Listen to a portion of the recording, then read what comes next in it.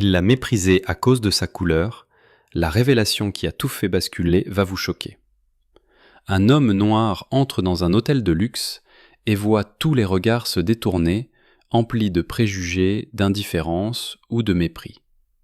Aucun employé ne l'écoute, beaucoup l'évitent, certains l'humilient. Mais personne n'imagine un instant la vérité sur son identité. Ce qui se passe ensuite bouleverse à jamais la vie de chacun. Par une froide matinée de janvier, Loïs s'était levé plus tôt que d'habitude. Ce jour-là, il n'enfilait pas son costume de chef d'entreprise, ni même le sourire courtois qu'il réservait au conseil d'administration. Invisible pour la plupart, il voulait observer, comprendre, ressentir la vie qui battait dans les couloirs de l'hôtel Windsor, ce palace dont il était devenu propriétaire après 24 ans d'efforts et de sacrifices. Mais aujourd'hui, il avançait incognito, vêtu d'un manteau usé, un chapeau abaissé sur le front, sa peau noire contrastant avec l'ambiance éclatante de ce hall de verre et de velours. Il souhaitait voir l'envers du décor sans les filtres que le pouvoir impose sur les regards. Il voulait scruter l'âme de son établissement. Dès qu'il franchit les lourdes portes dorées, Loïs sentit le poids silencieux de la suspicion glisser sur lui.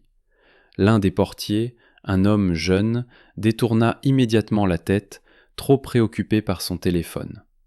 Deux réceptionnistes échangeaient des remarques à voix basse, un sourire mi-moqueur, mi-inquiet sur les lèvres. Loïs entendit, sans s'en formaliser, un « c'est pour une livraison ?» puis le silence gênant qui suit quand on n'ose pas assumer ses paroles. Il s'arrêta, patient, devant le comptoir, mais ni regard, ni salut, ni l'ombre d'un service ne lui furent offerts. Il aurait pu rester là des heures. Son cœur serra face à l'indifférence qu'il connaissait trop, celle réservée à ceux que l'on ne soupçonne d'aucun pouvoir. Soudain, une voix métallique s'éleva. « Monsieur, les livraisons, c'est par l'entrée de service, à l'arrière du bâtiment. » Il tourna la tête vers la jeune employée qui venait de parler, sans lever les yeux. Elle avait utilisé le ton distant, celui réservé aux importuns, aux invisibles, à tous ceux qui n'appartiennent pas à ce monde de dorure. Loïs ressentit ce mélange d'humiliation et de tristesse froide qu'il croyait pourtant avoir enterré sous les succès et les années. Il décida de s'avancer vers le restaurant de l'hôtel, espérant un accueil différent au bar où la clientèle du matin sirotait café et expresso.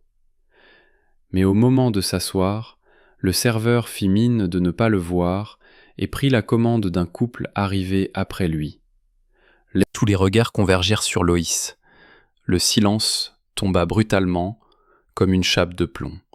L'humiliation qui avait grondé toute la matinée se transforma d'un coup en sidération générale. L'homme rejeté, ignoré, humilié était en réalité le propriétaire de tout ce que ses employés tentaient de protéger de sa présence. Loïs respira lentement, sentant la stupeur, la panique gagner chaque être dans la pièce. Le responsable s'empourpra, cherchant ses mots, bredouilla de vagues excuses, tandis que le personnel comprenait enfin la portée de leur comportement. L'homme âgé qui lui avait tendu son bagage fit mine de ne rien voir, sa main tremblante, sur le dossier de son fauteuil. La jeune réceptionniste, elle aussi, restait pétrifiée derrière son comptoir, incapable de soutenir le regard de Loïs. Sans crier, sans colère, Loïs prit la parole. Son visage était grave. « Ce matin, j'ai voulu connaître l'âme de cet hôtel, de ceux qui y travaillent. Vous m'avez montré qu'on peut être maître des murs, mais étranger à l'intérieur. Quand on porte la mauvaise couleur, les mauvais vêtements ou simplement une étiquette qui dérange. Mais sachez que l'élégance, la vraie, ne se porte ni dans la tenue, ni dans la fonction. Elle réside dans la manière dont vous regardez l'autre. » Le choc était total.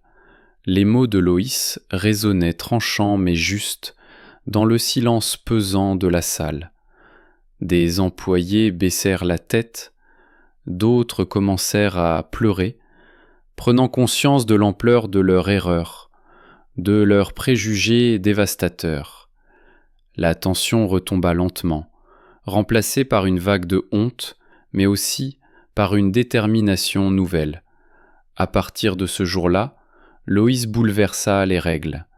Il organisa des réunions pour favoriser l'écoute, la cohésion, la compréhension de l'autre.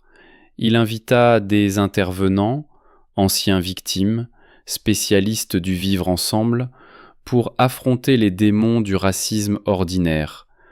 Il institua des ateliers de partage où chacun, du plus humble serveur au plus grand manager, pouvait exprimer ce qu'il vivait vraiment. Il tendit la main à ceux qui, comme la jeune employée triste, se sentaient invisibles. Il montra combien un geste, un regard, une attitude pouvaient rebâtir un lieu, le rendre enfin accueillant, à la hauteur des rêves qu'il avait bâtis. La transformation de l'hôtel fut spectaculaire. Les clients les plus fidèles remarquèrent le changement, l'atmosphère plus ouverte, la chaleur qui s'infiltrait partout, l'hôtel où tous les regards convergèrent sur Loïs. Le silence tomba brutalement, comme une chape de plomb. L'humiliation qui avait grondé toute la matinée se transforma d'un coup en sidération générale. L'homme rejeté, ignoré, humilié était en réalité le propriétaire de tout ce que ses employés tentaient de protéger de sa présence. Loïs respira lentement, sentant la stupeur, la panique gagner chaque être dans la pièce. Le responsable s'empourpra, cherchant ses mots, bredouilla de vagues excuses, tandis que le personnel comprenait enfin la portée de leur comportement. L'homme âgé qui lui avait tendu son bagage fit mine de ne rien voir, sa main tremblante, sur le dossier de son fauteuil. La jeune réceptionniste, elle aussi, restait pétrifiée derrière son comptoir, incapable de soutenir le regard de Loïs. Sans crier, sans colère, Loïs prit la parole. Son visage était grave. « Ce matin, j'ai voulu connaître l'âme de cet hôtel, de ceux qui y travaillent. Vous m'avez montré qu'on peut être maître des murs, mais étranger à l'intérieur. Quand on porte la mauvaise couleur, les mauvais vêtements ou simplement une étiquette qui dérange. Mais sachez que l'élégance, la vraie, ne se porte ni dans la tenue, ni dans la fonction. Elle réside dans la manière dont vous regardez l'autre. » Le choc était total. Les mots de Loïs résonnaient tranchants mais justes dans le silence pesant de la salle. Des employés baissèrent la tête, d'autres commencèrent à pleurer, prenant conscience de l'ampleur de leur erreur, de leurs préjugés dévastateurs. La tension retomba lentement, remplacée par une vague de honte, mais aussi par une détermination nouvelle. À partir de ce jour-là, Loïs bouleversa les règles. Il organisa des réunions pour favoriser l'écoute, la cohésion, la compréhension de l'autre. Il invita des intervenants, anciens victimes, spécialistes du vivre ensemble, pour affronter les démons du racisme ordinaire. Il institua des ateliers de partage où chacun, du plus humble serveur au plus grand manager, pouvait exprimer ce qu'il vivait vraiment. Il tendit la main à ceux qui, comme la jeune employée triste, se sentaient invisibles. Il montra combien un geste, un regard, une attitude pouvaient rebâtir un lieu, le rendre enfin accueillant, à la hauteur des rêves qu'il avait bâtis. La transformation de l'hôtel fut spectaculaire. Les clients les plus fidèles remarquèrent le changement, l'atmosphère plus ouverte, la chaleur qui s'infiltrait partout. L'hôtel où son histoire bouleversa la vie de tous ceux qui y avaient croisé son chemin, laissant derrière lui une leçon impérissable. Le pire des aveuglements, c'est celui qui nous empêche de reconnaître l'autre en tant qu'humain avant toute chose.